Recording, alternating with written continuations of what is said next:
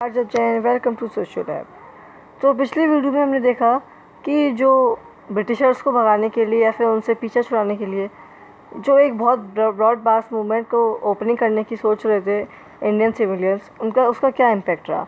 और वो था सत्याग्रह मूवमेंट, जो एंड में आते आते बंद हो गया था क्योंकि वहाँ पे वायलेंस राइज हो गया था। तो उसका क्या इम्पैक्ट रहा था और उसका क्या इम्पैक्ट रहेगा। तो अब क्या हुआ इसके बाद, अब मैं आपको बताता हूँ रॉलेट जो सत्याग्रह मूवमेंट कॉल ऑफ हो गया था उसके बाद क्या हो रहा था उस टाइम में। तो उसके बाद ब्रिटिशर्स ने एक एक्ट पास किया जिसका नाम था रॉलेट एक्ट। अब इस एक्ट का मतलब क्या था या फिर इस एक्ट में क्या हुआ था, मैं आपको पूरा सब कुछ समझाऊंगा, बस वीडियो को ध्यान से देखना। तो रॉलेट एक्ट में क्या हुआ था, ब्रिटिशर्स ने, इसको हम ब्लैक लॉ भी कहते थे, ये आपको वन वर्ड में पूछ सकते हैं, which law is also known as black law. So this is Rowlatt Act. तो रॉलेट एक्ट को ब्लैक लॉ भी कहते हैं क्योंकि ये ब्रिटिश लेजिस्लेचर काउंसिल ने बनाया था। इससे क्या होता था, जो पॉलिटिकल एक्टिव जो वो थे, ब्रिटिशर्स की गवर्नमेंट थी उस टाइम, वहाँ पे गवर्नमेंट तो थी नहीं, जो ब्रिटिशर्स का रूल था, उसको ऐसी पावर दे दी गई थी कि आप किसी को भी बिना किसी सबूत के पकड़ सकते हो जेल में, तो जेल में बंद कर सकते हो, और 2 साल तक कोई भी कोर्ट पेशी या कोई भी ट्रायल नहीं होगा।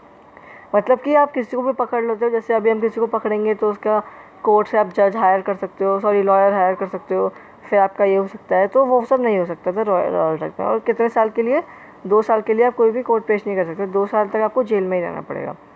तो उसकी पूरी डेफिनेशन मैंने आपको उसके अंदर दे दी है अपने ब्लॉग के अंदर, तो वहाँ पे आपको डिस्क्रिप्शन या फिर कमेंट बॉक्स में पिन कमेंट मिल जाएगा, वहाँ पे आप चेकआउट कर सकते हैं। तो अब ये जो लॉ बना हुआ था, तो महात्मा गांधी को बहुत ही ख़राब लगा ये लॉ, क्योंकि महात्मा गांधी को क्या, सभी को ये लॉ बहुत ख़राब लगा। तो महात्मा गांधी ने इसके खिलाफ आवाज़ उठाई और उन्होंने एक रॉलेट सत्याग्रह एक्ट शुरू किया। तो इसमें भी उन्होंने कहा कि हम नॉन वायलेंटली इस रॉलेट एक्ट का वो करेंगे, प्रोटेस्ट करेंगे। तो उन्होंने क्या किया, उन्होंने कहा कि जो ये सब जो चल रहा है, ये सब जो ब्रिटिशर्स ऐसे अनजस्ट लॉज बना रहे हैं जो अच्छे नहीं है, अन्याय कर रहे हैं, उन सबको सुनो ही मत। सिविल डिसोबीडियंस मतलब, अब यहाँ पे कंफ्यूज हो जाते हैं कि सिविल डिसोबीडियंस मूवमेंट अलग है, और महात्मा गांधी ने इस यहाँ पे स्टेटमेंट दी थी कि जो ये सब लॉज हैं इनकी बात ही मत मानो, आपको क्या करना है, बस नॉन वायलेंटली इसका मतलब आपको बस डिसोबे करना है, आपको मानना ही नहीं है। तो उन्होंने 6 अप्रैल 1999, ये डेट बहुत ही इंपॉर्टेंट है, ये आपको याद रखनी होगी। 6 अप्रैल 1999 में उन्होंने एक हड़ताल शुरू करी, जिस हड़ताल में उन्होंने कहा कि आपको ऐसे फालतू लॉस को इग्नोर करना है। तो आपको मैं सबको इस तरह नोट्स में दे दिए हैं अपने, आप उसको पढ़ोगे तो आपको सब एक बार समझ में आ जाएगा। फिर क्या हुआ, जो रॉलेट सत्याग्रह था, अब रॉलेट एक्ट प्लस रॉलेट सत्याग्रह, और साथ ही में खिलाफत मूवमेंट भी आया था। अब खिलाफत मूवमेंट क्या है वो मैं आपको बता दूंगा। तो खिलाफत मूवमेंट ये सब, और एक जलियांवाला बाग इंसिडेंट की आगे वीडियो आएगी, आप उसमें देख सकते हो। तो इन सबसे एक बहुत ही ब्रॉड मूवमेंट बना था जिसका नाम था नॉन कॉपरेशन मूवमेंट। तो वो बहुत बड़ा मूवमेंट था, उससे क्वेश्चन आता है पेपर्स में, तो वहाँ पे जाके मैं आपको अगली वीडियोस में सही से बता दूंगा, तो आप सब्सक्राइब कर लेना। तो अब क्या हुआ, रॉलेट सत्याग्रह उन्होंने चालू किया। तो जो ब्रिटिश एडमिनिस्ट्रेशन था, मतलब जो ब्रिटिशर्स थे, उन्होंने इस वाले जो महात्मा गांधी का रॉलेट सत्याग्रह था, इसको क्लाइमेट कंट्रोल करने की कोशिश की।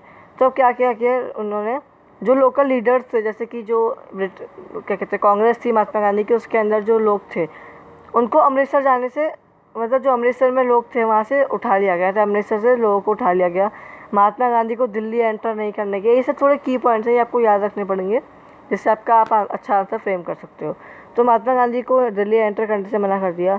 और 10 अप्रैल एक डेट आती है यहाँ पे, 10 अप्रैल, 6 अप्रैल अलग है, 6 अप्रैल अलग है, और 10 अप्रैल अलग है। तो 10 अप्रैल में क्या हुआ था, जो पुलिस थी, तो ये इतनी इंपॉर्टेंट डेट्स नहीं है, कुछ डेट्स बहुत इंपॉर्टेंट है, आपको याद रखनी पड़ेगी।